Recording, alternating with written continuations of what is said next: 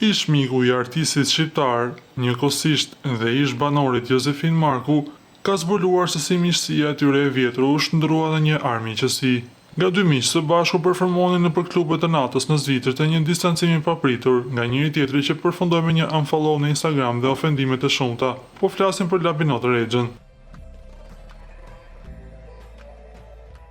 Teksa komentoi situatën e bujshme të ndodhur në prajmin e shtëpisë së famshme që u kritikuar gjërat gjatë në rrjet, Labinoti zbuloi se gjithë problemi i shokut të tij, Josefin Marku, qëndronte te pjesa e besimit fetar. Josefin Marku nuk i ka problemin me këndimin, sepse nuk e vlerësoi unë nëse ai është i keq apo i mirë. Ai e ka patur problemin gjithmonë me fen. Edhe në diskotek Marisa kam njohur dhe kemi diskutuar, ai ka patur problem fen islame, u shpreh Rexha. Unë e kam përkrahur me gabimin e parë që i ka bërë, sepse për mua nuk është një person i keq. Nuk e meriton këtë që bëri. Ai ishte në kulmin e karrierës së tij sepse mund të përfitonte më shumë nga pjesëmarrja në shtëpinë e famshme.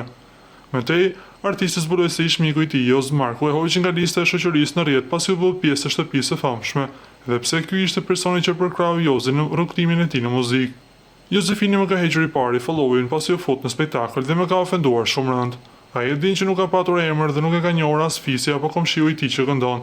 Dhe unë e kam ndihmuar shumë dhe kam folur fjalët më të mira tek pronarët e lokaleve.